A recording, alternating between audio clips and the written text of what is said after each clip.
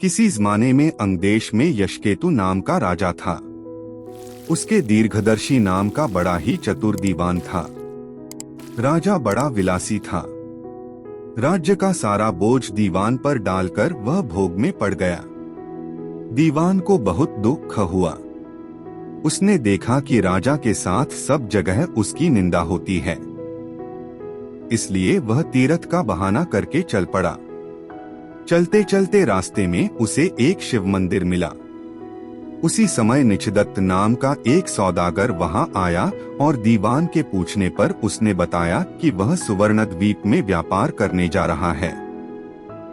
दीवान भी उसके साथ हो लिया। दोनों जहाज पर चढ़कर सुवर्णद्वीप पहुंचे और वहां व्यापार करके धन कमाकर लौटे। रास्ते में समुद्र में एक दीवान को एक कृल्प वृक्ष दिखाई दिया। उसकी मोटी मोटी शाखाओं पर रत्नों से जुड़ा एक पलंग बिछा था। उस पर एक रूपवती कन्या बैठी वीणा बजा रही थी।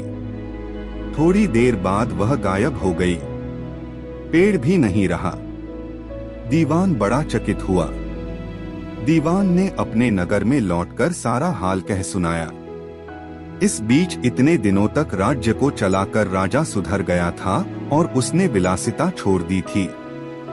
दीवान की कहानी सुनकर राजा उस सुंदरी को पाने के लिए बेचैन हो उठा और राज्य का सारा काम दीवान पर सौंपकर तपस्वी का भेष बनाकर वहीं पहुंचा।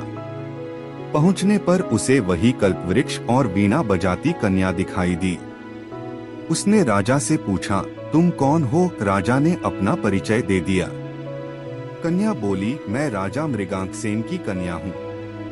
मृगांकवती मेरा नाम है। मेरे पिता मुझे छोड़कर न जाने कहाँ चले गए। राजा ने उसके साथ विवाह कर लिया। कन्या ने यह शर्त रखी कि वह हर महीने के शुक्ल पक्ष और कृष्ण पक्ष की चतुर्दशी और अष्टमी को कहीं जाया करेगी और राजा उसे रोकेगा नहीं। राजा ने यह शर्त मान ली। इसके बाद कृष्ण पक्ष की चतुर्दशी आई तो राजा से पूछकर मृगांकवती वहां से चली। राजा भी चुपचाप पीछे पीछे चल दिया। अचानक राजा ने देखा कि एक राक्षस निकला और उसने मृगांकवती को निगल लिया। राजा को बड़ा गुस्सा आया और उसने राक्षस का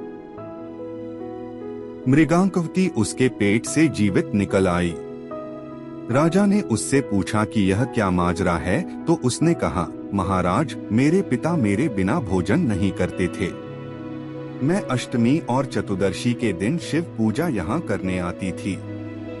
एक दिन पूजा में मुझे बहुत देर हो गई। पिता को भूखा रहना पड़ा।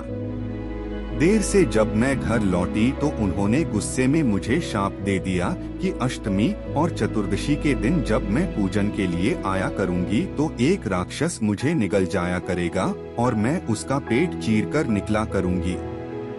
जब मैंने उनसे शाप छुड़ाने के लिए बहुत अनुनय की तो वह बोले, जब अंगदेश का राजा तेरा पति बनेगा और तुझे राक्षस से निगली जाते देखेगा तो वह राक्षस, तब तेरे शाप का अंत होगा। इसके बाद राजा उसे लेकर नगर में आया। दीवान ने यह देखा तो उसका हृदय फट गया और वह इतना कहकर बेताल ने पूछा, हे राजन, यह बताओ कि स्वामी की इतनी खुशी के समय दीवान का हृदय फट गया।